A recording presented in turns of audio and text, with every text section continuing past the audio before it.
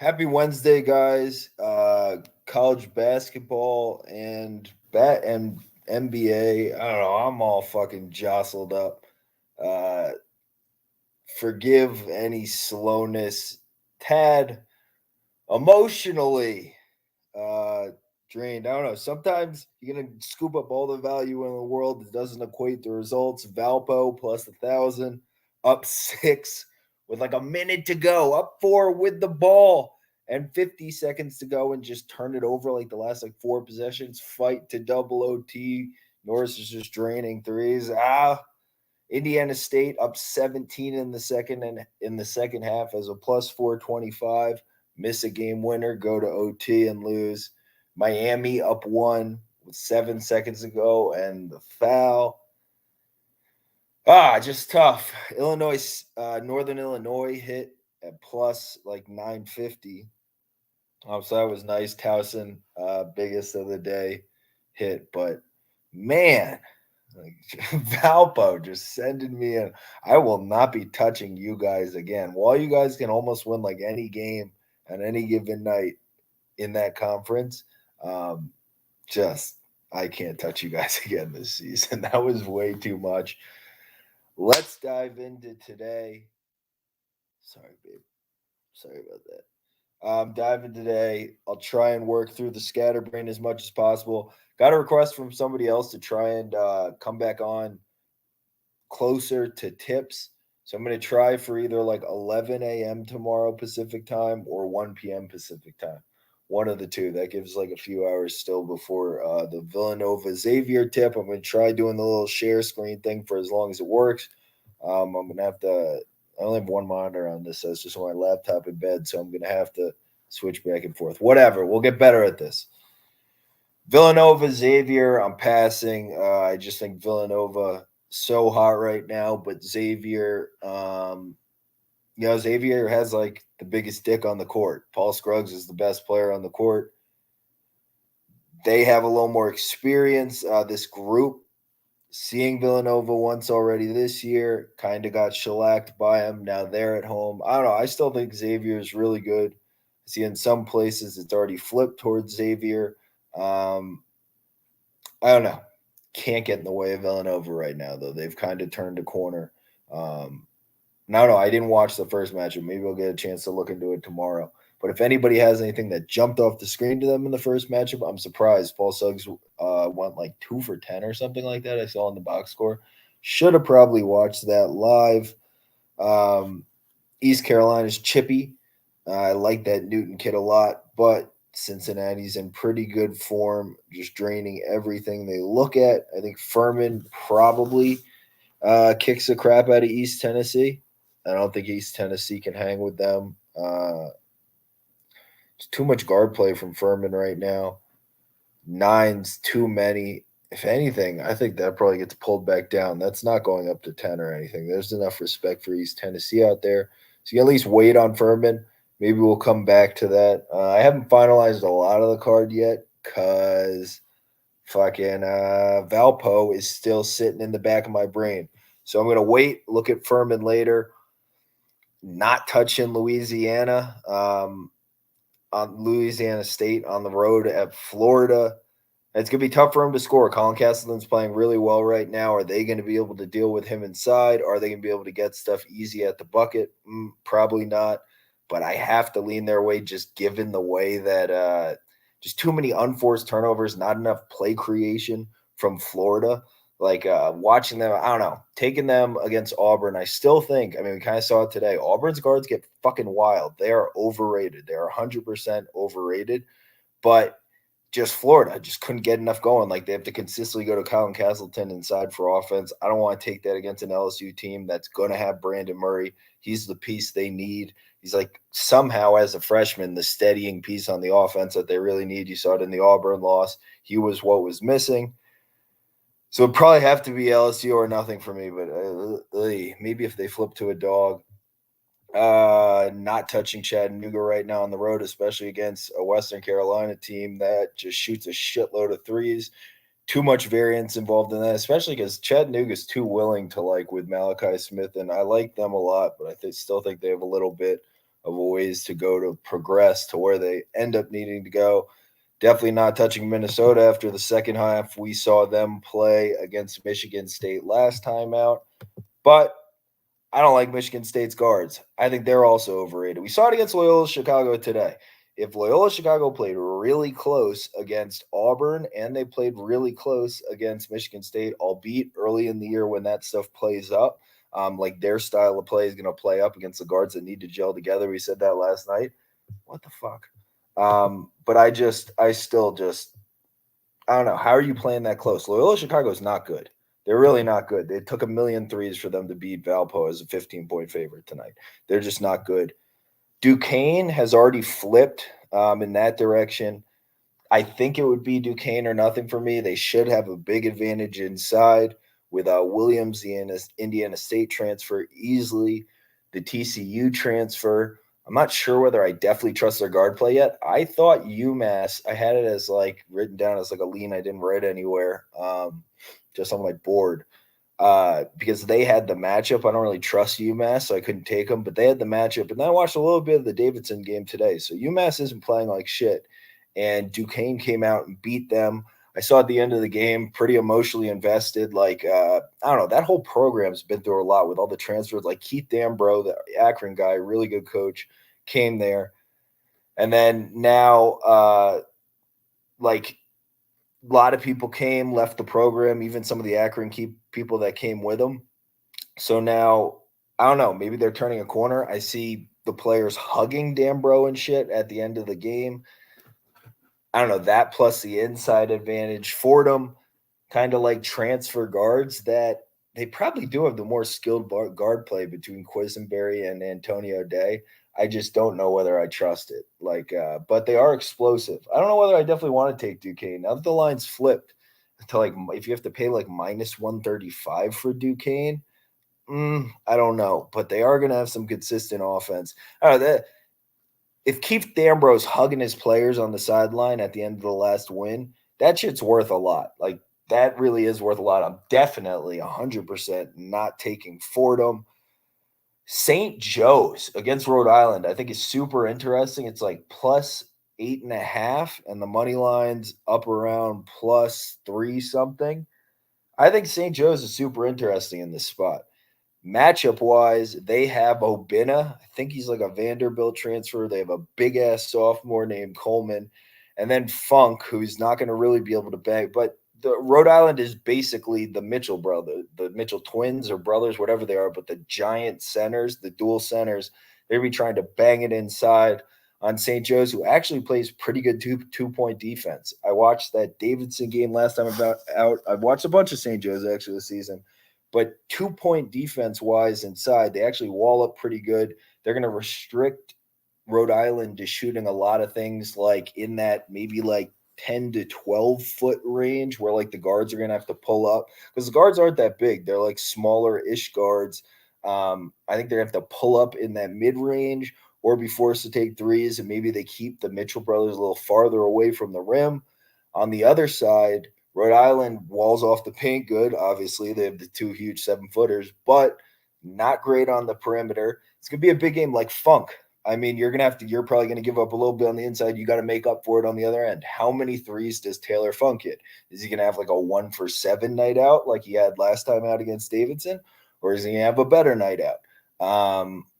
I don't know. I think that's a huge X factor in the game because all the guards are kind of smallish for Rhode Island. Don't really see them having somebody that can guard Hall. He's going to get a certain amount of points. I don't know. I'm not a huge fan, not a huge fan of him. Still TBD on Jordan Hall, but he should have a good matchup here. Probably going to end up looking to take some St. Joe's money line because it seems a little ridiculous. And the 8.5 just seems like way too many points for St. Joe's team that can actually like wall off the paint. If you can wall off the paint against a team that's basically all they do, seems like we should take some St. Joe's, huh? Not touching Memphis, but I think I probably lean that way. If you want to lay like when it was a pick 'em, maybe you're a little bit crazy. If you want to take them at like minus 130, minus 120, whatever. Hey, I mean, to each their own. To beat Cincinnati played the best game they were ever going to play against Memphis last time out. The threes they were hitting, just Davenport and rhythm over and over and over again. They really pushed them down the stretch. Memphis had to respond. Does that mean I now want to go lay juice with them on the road in a UCF game? It's a good test because it's going to speed them up, a chaotic kind of game, which can go one of two ways. One, use your athleticism, easy buckets, and you just route the shit out of a UCF team. I'm not sure. They're kind of enigmatic. Other way, you guys just turn the ball over a lot, give UCF a ton of easy buckets, and one step forward, another back because Penny Hardaway is not actually coaching you guys. So I think I'd lead Memphis, but definitely not doing anything. I don't know. I better places to put your money, like in the toilet or anywhere else. I don't know. I don't know. Mississippi State, I got to find out more about you. I'm going to watch a little bit of this game. If Georgia's keeping it close, you are nothing like the person I thought you were. Ole Miss just couldn't miss a shot in that game the other night. Duke versus Wake. Wake Forest plus 4.5, I think. I don't know if I want to take any money line. Obviously, a rabid Duke fan. We took Miami last game at plus 950. I think I got enough fading my boys there. But we just haven't proven, especially now to go on the road, we just haven't proven that like in key moments, we know what to do. Like, I don't know, it's not even killer instinct. It's just knowing what the hell to do. Um, I said it earlier in the season, for us to get to where we need to go, Jeremy Roach is going to have to take us there. Nobody else on this roster is going to be able to take us there except Roach. Otherwise, it turns into like this chaos throughout the game. But like, if you notice during that little stretch we were on, in key moments, Jeremy Roach was like either driving to the rim and getting a bucket or kicking it to someone. It needs to start in his hands. We just need to work through this more. We have the talent, we have all the positions. Just got to figure it out. Terms for Wake, I don't know whether Daniel Williamson's still out, the guard, because that's been hurting Wake, and Duke does play really good defense, so that's worrisome. Something you definitely want to check on. But just in terms of like killer instinct, I like that kind of what we know what to do. Even if we're gonna turn the ball over a lot because we don't have like a point guard right now, but like Alondes Williams, Laravia, they know what the fuck that they'll just figure it out. Like if we need to drive to the rim and get a foul here because like momentum swing or something, Alondes Williams will do that kind of thing. Laravia is just heady as fuck. Cy inside, they have enough size inside between like Cy, Walton, and stuff to guard, at least put up like a wall. Duke's not just going to murder them on the board, stuff like that. I think Wake 4.5 all day. If Williamson's playing, it's just an awesome spot. Working him back. I don't know. That's the only thing that's a little bit worrisome. Turning over the ball like a lot against Florida State, stuff like that. But you can't trust Duke on the road. It's Wake Forest or nothing. Keeping it moving down. Temple +3. I'm gonna have +3. I already have some +130. Not the best matchup. This is something where you could probably wait. I don't think it's going to come down to like 2.5 at the most or something, but I can see it going up to 3.5, maybe 4. People think that Tulsa's zone is going to give Temple some problems because Temple's not always the best shooting team, this set of guards, but kind of coming around, like Damian Dunn shots coming around. Khalif Battle's pretty dangerous. I think especially in key times, clutch situations, Temple has shown to come through. Damian Dunn is a fucking animal. That dude is going to bring a lot of wins to Temple basketball and like turn around. I mean, we got freaking Aaron McKee behind the wheel. Were you around for the Sixers, Aaron McKee? He's a freaking winner. This brand of Tulsa basketball, I'm just not huge on. I'm not huge on these guards they have. They like brought over. The best guard is like Sam Griffin from UT Arlington. I mean, he's all right, but I just don't think you're going to punish Temple in really any way, shape, or form. Horn, I think we're fine with on the other end. I think they actually match up pretty well. Yeah, like with that, like Amorphous E4, we're actually fine with that. I think Temple's a better team. Where else are we? I kind of space cadetted there. There's some big reason I like Temple matchup wise. I don't know what the hell it is now because I know Dunn's a lot bigger. Whatever. I'm gonna come back to that. I'll touch on that in the stream tomorrow. There's some reason I like Temple a lot. Besides for the fact that, I mean, beating East Carolina last time out, especially with the momentum East Carolina had coming off that Tulane win, that Newton kid is for real. That was a good win. Um, that and then going on the road to UCF, handling that pressure. I think Temple comes out and wins. I really think Temple's trending up. They're tough as shit at the end of games. Clemson, Notre Dame. I'm not. I see early action. This opened at like 1.5. We're up to 2.5, maybe 3 now in Notre Dame's favor. I can't do it. I definitely can't do it. I think the matchup inside. Why does it keep spazzing and doing that? It's like reloading, I guess. Guess it's not that crazy, Jake. It should +3. All right. So matchup for Clemson versus Notre Dame. Bigs wise, Lazuski and Hall, like everybody, it's almost like everybody's going to be an inverse in this. Maybe Atkinson has some success, but I think a big thing that's going to start coming up for Notre Dame, dude, they play like 6 guys. They're like barely playing Trey Wertz even. If you're playing like 6 guys, you're going to start running out of gas sooner or later. Like you're in a lot of tough games. I don't know. I think you're going to start having a lot of problems, especially against a Clemson team. Like with the guards, they're just going to ruthlessly drive on you over and over. I kind of like how David Collins, guys like that match up. I think they're going to guard like Dane Goodwin a lot better than he's been guarded recently. You're not going to really punish Nick Honor, guys like that much for Clemson. I don't know. I just think it's like a 50-50 game. I kind of want to – I think I am going to at least sprinkle some Clemson if the line's getting this wide. I like Wesley, but now this talk of like Byron Wesley has slotted himself into a like first round pick because they beat a UNC team that can't take their head out of their ass. Yeah, that's not I'm not going to get behind that. I don't know. PJ Hall, I think he could probably end up exploiting the shit out of Lazuski. And he's definitely going to be able to pull out Atkinson. I don't know. I kind of just think Clemson's the better team. I think I'm going to end up probably on some. I would lean Elon's way, but after how they ended our +425 effort against College of Charleston, just shooting the ball terribly, then being down 2 with 20 seconds to go and you don't get a shot off, that's really tough for me. But Elon is a team I want to buy overall. They play good defense. They have a shitload of winners on their team. If you go up and down their roster, every single person on the roster, it's kind of similar to Indiana State, which is the reason why I kind of like playing them and why I think they're trending up. You look up and down the roster, it's just everybody's a freaking winner. Everybody's a state champion in high school. A lot of people think that shit doesn't translate. Winners win over and over and over again. Winners win, losers lose. That's the way life works. That's why winners keep on winning and the gap gets wider, and the losers keep on losing and the gap gets wider.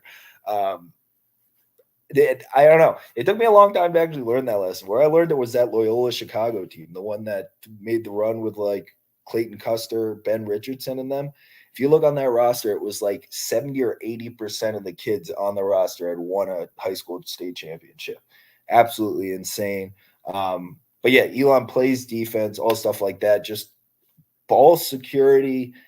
Hunter McIntosh was just playing like a fucking crazy man. I don't know. I don't know how to trust Elon in this spot at like a pick 'em price. I'll probably just end up passing, but that program's headed in the right direction. The coach there now is a guy that I forget his fucking name, Shraj or something like that. But he was on Duke's coaching staff for a long time. Was also on the coaching staff under Bob Knight, so he's like close with Coach K.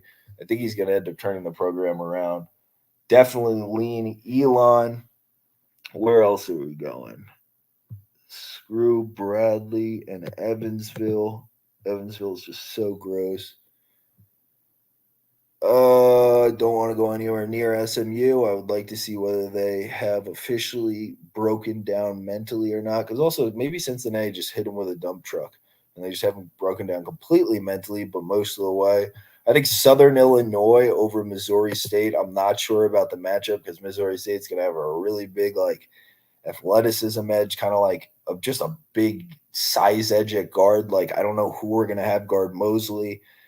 But I mean, Missouri State, the reason why they lost to Northern Iowa last time out, who like needed Indiana State to completely fall apart today to beat them as a freaking like whatever 10-point favorite, was because the last two games Missouri State has turned into the Isaiah Mosley show. Maybe he also thinks we need to go to the NBA. Like all these guys, like, it's like, oh, they're going to go to the NBA. Nobody else on the team has any prospects of going to the NBA. So we're just going to let like Byron Wesley, Isaiah Mosley do absolutely everything, 100% usage all game.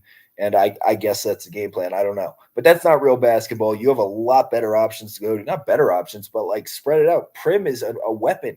You should be using him as a weapon. You're not. You're not playing optimally. I'm not touching Missouri State with a 10-foot stick. I like Southern Illinois a lot as a program, whatever. Like Damask is awesome. Lance Jones is a winner. I just think we're kind of at some physical disadvantages here. Like, are we going to be asking Damask at like the 4 to be guarding Prim? Because I don't know about that, dude. But I just think from a purely like basketball standpoint, Southern Illinois +8 seems a little crazy. Like they can win that game. They can definitely win that basketball game.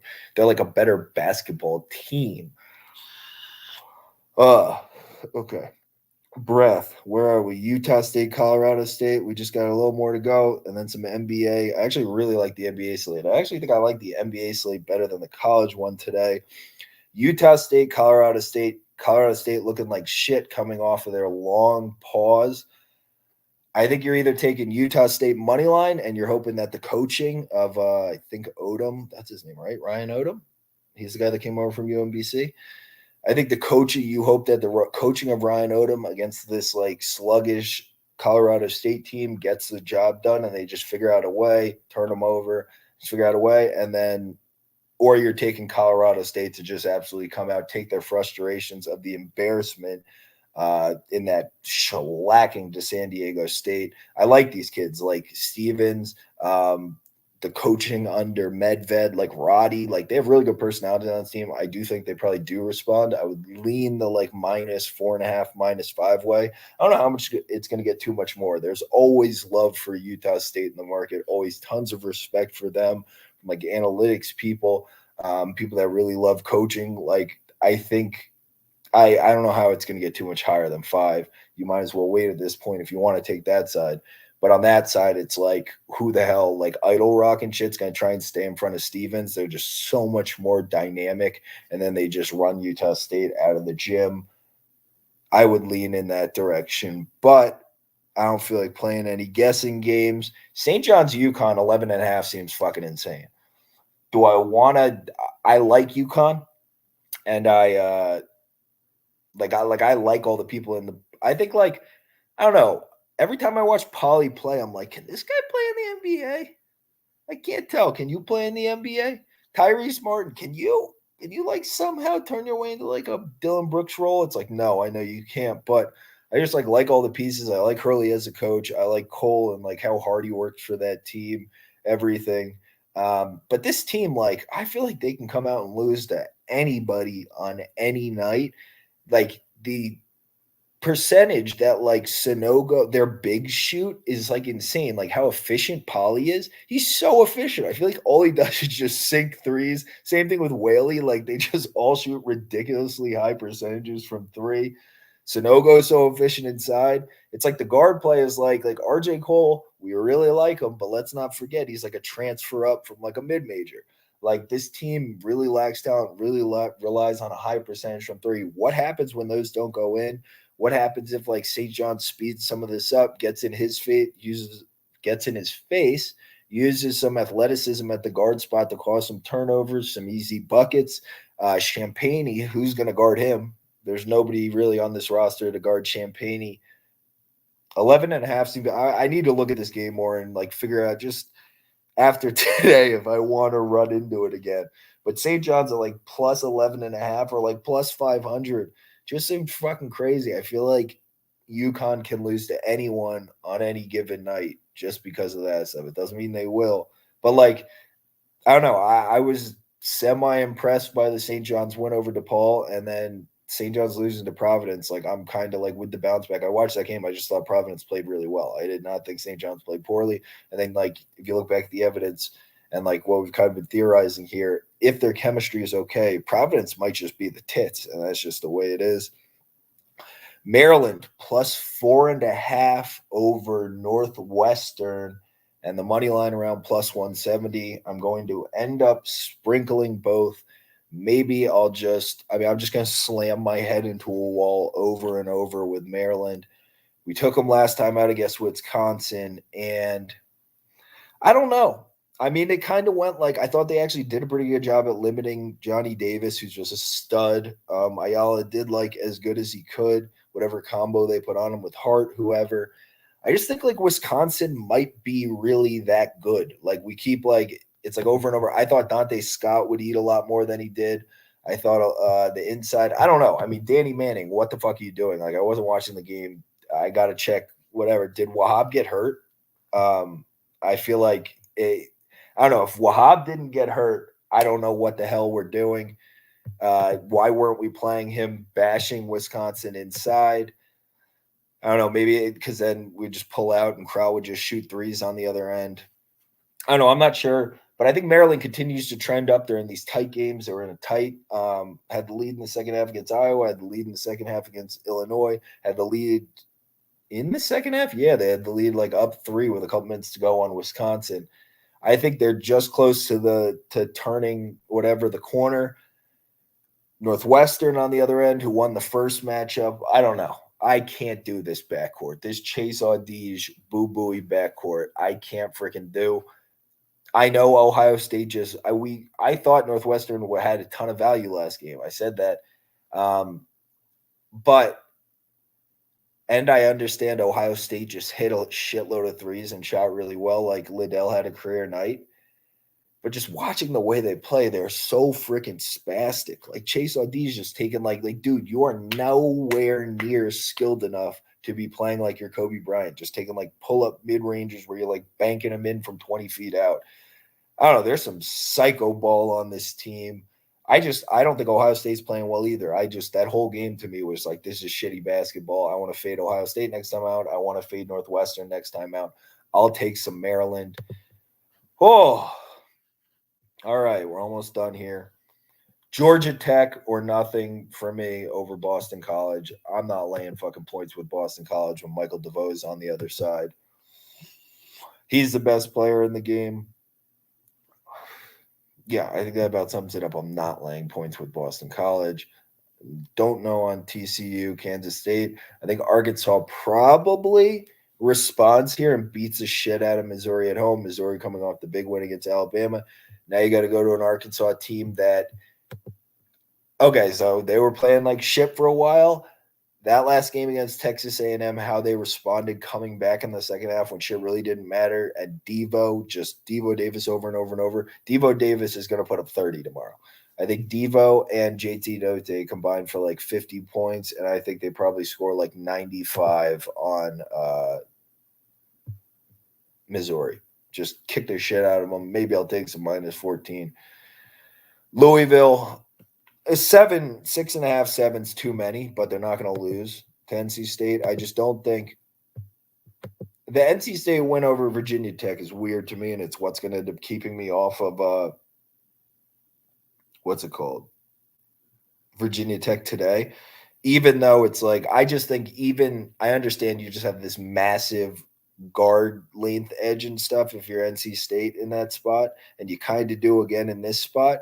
But yeah, I don't know. I just don't know how you win that. Virginia Tech should be able to win that either way. Your big men should be able to just get it done.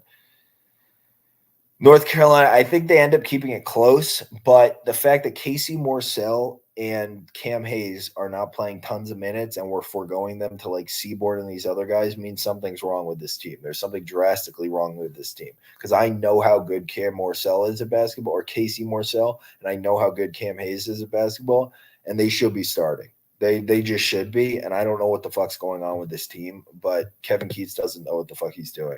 For that alone, they're not beating Louisville, walking into Chris Mack's house, the Yum Center, and beating a team that, not a big Jared West fan, whatever. They at least know what the fuck they're doing. Louisville will win the game. North Carolina State will probably cover, but yeah, North Carolina State's not winning that game. They're just not walking in and winning. Cal, definitely taking Cal like minus 120 over Washington. I like what I want to say his name is Shepard, the kid that was at Charlotte last season that came there is doing, steadying the ship. I like Andre Kelly. I think the Washington win over Utah was a fluke. Um, yeah, I just wasn't impressed. I just thought they hit like a bunch of threes in a row, and Utah kind of fell. A shitty Utah team fell apart. I like the way Cal's trending up. I think they're gonna be able to like while they have like Washington is not devoid of talent. They have like Dejon Davis, Emmett Matthews. They have some really good players.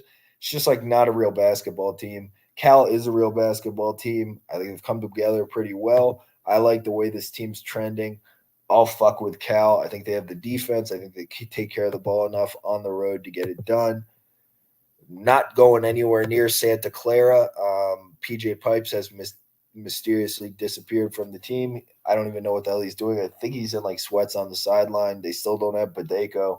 I can't take them against like a scrappy Pacific team without the two of them. More importantly, Badeko though, and I mean Carlos Stewart. Now they have a freshman at point guard. I do think long term, I like Carlos Stewart a lot, and the experience he's gaining right now will be super beneficial long term. But right now, no, I'm good. Utah Valley, if you want to take him, if that Harmon or whatever guy is back, go for it. Otherwise, I wouldn't touch it. I don't feel like doing it with them. They're frustrating to me. And that would be Nevada or nothing for me. I just can't keep getting in the way of Boise State. I'm underestimating them. I'm not a huge fan of like, whatever, Shaver. Dutrieve off the team, I think it's a good thing.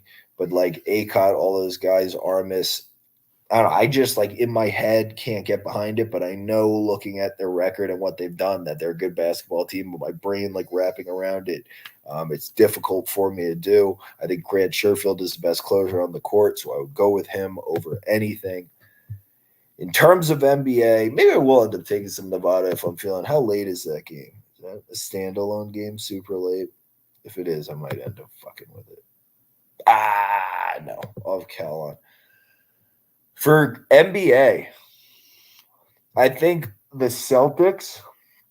I'm gonna check injury reports real quick while I do this. I think the Celtics to beat the Pacers and end up working. Who are they gonna have that can guard? I would like Peyton Pritchard to be playing, even if Marcus Smart's not playing. Pritchard to be playing would be cool. That's one to look at, but it seems as though. Ooh, maybe we can wait on this line. Maybe we don't take the minus 155 because it says Levert and Brogdon might be back, especially if they have to work back all of those ball handlers into the game at once. There's going to be a bunch of sloppy possessions. I think some free possessions for a better Celtics team to begin with. I'm just not high on this Indiana brand of basketball. I will definitely take some Celtics, but I'm going to wait now because I'm hoping these guys come back in. Duarte, too. Is questionable. Maybe if they have everybody play, we get near a pick 'em and we take the Celtics, but we wait for now. All right. Oh, I didn't switch to the NBA lines tab. Fuck it. The Mavs at minus 125, I think is a great play against the Knicks. It might be one of my favorite on the board. No Porzingis on the one side. On the Knicks side, what do we have? We do have Luka back though, and we're coming off. We've already had him worked back in one game, so it's not the first game back for Luka. We like that. Ooh, Kemba might be back in this game. I hope Kemba's back. If Kemba's back, I'll pancake the Mavs. But I think they match up well. I think like all those like Powell, Finney Smith and stuff, you can throw them at Randall, and then just smarter basketball. Like whether Kemba's back or not, you're never going to be able to match what Jalen Brunson, what Luka bring to the game with like Evan Fournier and RJ Barrett and Alec Burks' decision making. Just too many extra possessions for the Mavs. I think the Mavs are playing really good basketball too. I will take them. I think they're just going to score way too many points for the Knicks. The Knicks aren't going to be able to keep up at one point. Cleveland getting 6 against Utah. I think it's dicey. Don't want to take it, but I lean that way. I just love the Cavs. I think playing against them just doesn't make a shitload of sense. But there's a world where just the ball movement's swinging around. It's way too much. I think, you know what? Yeah, just lean that way, but stay off. I'm not going to end up taking them because I think I took Utah for that reason in the first game they played against Cleveland, and they were up by like 15 in that game, and then just kind of were like, whatever at the end of the game. So maybe lay off that. Definitely the Lakers. What are they? Like minus 140 over the Kings. I think the Kings are just playing such bad basketball. Do the Kings still not have Rashawn Holmes? No Rashawn Holmes, can't bet on the Kings. No Rashawn Holmes, can't get bet on the Kings. Okay, Rashawn Holmes is back. Let's see. Oh, that's a. They only lost by 1 to the Cavs last time out. He had no. What the fuck? What's going on with Rashawn Holmes? Somebody tell me what's going on with Rashawn Holmes. Oh, he cleared COVID protocols. Will he play against the Lakers? Well, not going to be able to play too many minutes. Tristan Thompson's out and Damian Jones is out. Who's going to back him up? That's going to be a problem. I don't know. Lakers are nothing for me. I don't care that there's better guard play on the Kings, and I don't care that the Lakers actually suck. I ain't taking the Kings. I love it. And this coming from somebody, remember I was saying Davion Mitchell was the best player in the draft. I think that him and Halliburton are a great young core, everything. De'Aaron Fox needs to be off this team. Too many wasted possessions from that guy. There's no way you can win with De'Aaron Fox as the main cog on this team. He's the problem with it. Buddy Hield is the problem with it. All of those possessions down the stretch. Why it's just those two taking shots when Tyrese Halliburton and Davion Mitchell are on the same court. Did you not see Davion Mitchell just help close a national championship like less than a year ago? What the fuck are we doing? I don't know. De'Aaron Fox, dude, you need to start doing some calf lifts and you need to like give up the ball. Oh, and then maybe Brooklyn over Chicago. I don't know. It's going to be difficult for them to guard Chicago. Chicago, I watched whatever game we took the Wizards over them, and I love Chicago long term. It's just, I mean, regular season, no matter what, nobody wants to guard those guards all night, deal with that, Zach LaVine driving and everything, deal with DeRozan backing his way in. People just don't want to deal with that night after night, so it's really difficult. But with Kyrie back, everything on the road, I don't know. I like a pick 'em. Seems like there's got to be a little bit of value on the Nets, right? I'm not sure. But all right, so recap real quick. We're gonna hop back on. If you're watching, if you can comment either here, TikTok, somewhere, what time slot would be better for you? 11 a.m. or 1 p.m. Pacific time? And then we are looking at definitely like the Mavs. We're probably going to end up waiting on the Celtics, maybe the Lakers, a little bit of Clemson, maybe some Duquesne, waiting on Furman, but maybe end up with some of that. Wake plus 4.5, yes. Lean Elon, yes. Temple plus 3 or plus 130, yes. Cal minus 120. Lean with Southern Illinois, maybe some of them money line, probably some St. Joe's money line and some plus 8.5. Colorado State minus 4.5 or Utah State money line. If you want to go that direction, lean the Colorado State direction. A little bit of Maryland plus 4.5 and plus 170. Don't know about St. John's, but definitely them or nothing. Oh, UConn. They're going to lose to absolutely someone completely random soon enough. We took Providence against them. There's another team that just going to use their athleticism and just win. Maybe some Arkansas minus 14 to beat the shit out of Mizzou. NC State probably covers, but they are not beating Louisville. Georgia Tech or nothing. Oh, we didn't touch on Virginia Tech versus UVA. I think that's an interesting one. Maybe just touch on real quick before we go. Because neither team's going to punish the other one with 3-point play. I mean, with guard play. the 3-point advantage is probably going to go towards Virginia Tech, right? Because Virginia, that's like the pack line defense. They're going to give that part up, and probably, well, especially with Aluma and Mutz being so proficient inside. Like, I don't know, can Gardner and shit guard him? They might be a little too crafty for somebody like him. So advantage probably there. But with the pack line defense, will they be able to get to him? Do you trust Storm Murphy on the road over guys like Kihei Clark and Reese Beekman, who are fucking winners? I don't know, but we've seen that UVA just probably isn't that good this year. So I don't think I want to lay any points with UVA in this spot. Probably Virginia Tech or nothing for me, but I don't know if I want to end up taking Virginia Tech. Yeah, lean Memphis, lean, I guess Pacific. I'm with the 7. I'm not fucking taking Santa Clara. You're crazy. Check to see about Badeko's status. I assume PJ Pipes is probably just in the doghouse, and then maybe some Nevada. Definitely lean that way. Let me know. 11 or 1. Hope everybody has a wonderful start to your Wednesday.